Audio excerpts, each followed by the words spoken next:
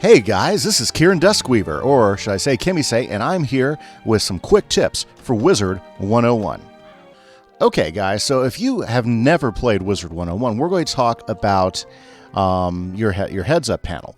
Now, I'll be honest with you, Wizard 101 is pretty good about giving you a quick tutorial to get you started into the game, but it doesn't really go into a lot of the fine details on all your stats and what those stats mean to you as a wizard. So what we're going to do real quick is we're going to take a quick look at these, and we're using my Death Wizard, Kieran Duskweaver. He is actually, I've been raising this wizard as a combo Ice Death Wizard for quite a while now.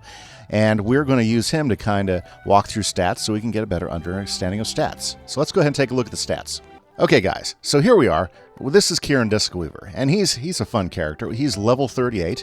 He is classified as a death character, although I've been training him sideways with ice spells because I've got a particular amulet for him, which is an Ice Mastery amulet. Now, these can be really super useful. They have amulets for all the different schools, but we're not going to get into that. We're going to be looking at stats today. So let's do a quick run through on stats.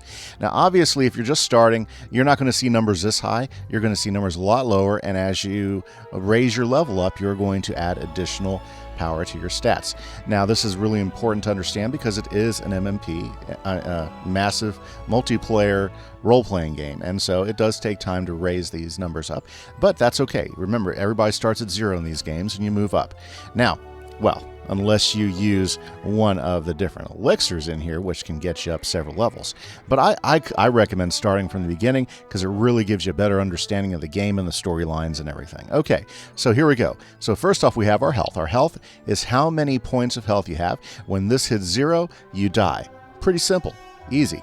Mana. Mana is the amount of points you can use to cast spells. When this is at 0, you can't cast any more spells. So it's really important to watch this number, especially as you engage in wizard duels, either with monsters or in PvP.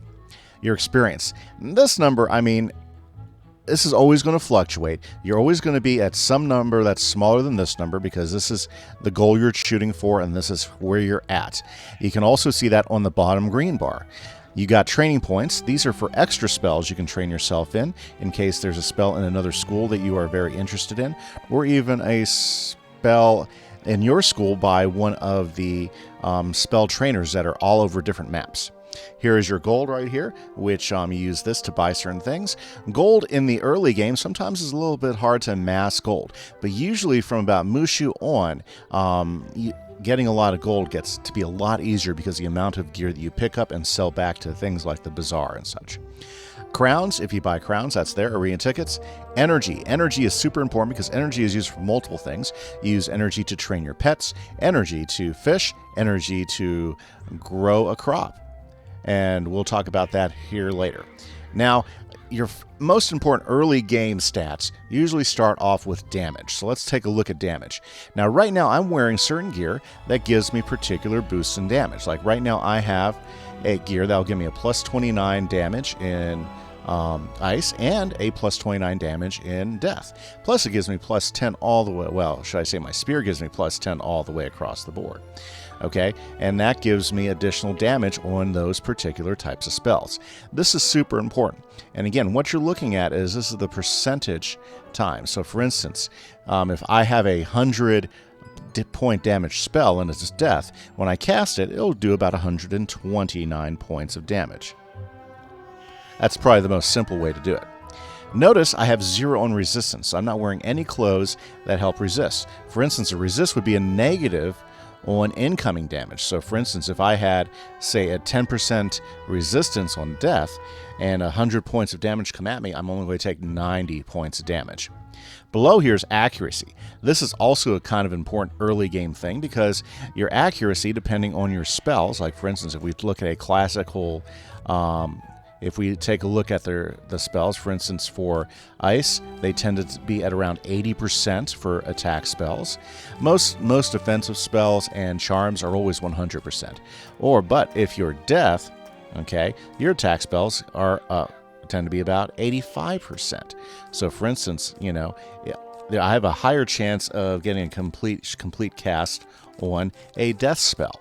And by adding additional accuracy, for instance, because of my outfit, I get +2 on death, and because of the of what I'm wearing here, I get +5 on ice. So this actually brings my ice all the way up to death, and then this brings my death up just a little bit better. So these stats are really important to help you hit better, hit harder, defend better. Now there are some advanced stats that come over here in the second page, which says Advanced Character Statistics. You have a critical rating. You usually do not see this until you are in Winter Tusk or in Celestia. So those are several worlds down the way and several levels up. That includes with the block rating and the armor piercing. So we're going to go ahead and skip over these stats right here because those are later game stats. Remember, we're just going to give you a quick starter run on all the stats. Stun resistance. You can get stun resistance. Right now I have 0, so that means I'm probably going to get stunned every time I get stunned. Now, if I had resistance to that, then I'd have a percentage in which I'd be able to avoid the stun. That can be very helpful. Now, this is a really cool stat that you can add in through different gear, which is healing. Like, for instance, because of the ring I'm wearing, I believe, I get a +6% in healing. So basically, if I have a 100-point healing spell on myself, I can get now 106 points off of it because of the increase in input on the healing. Now, this has one more page, which does have an important stat.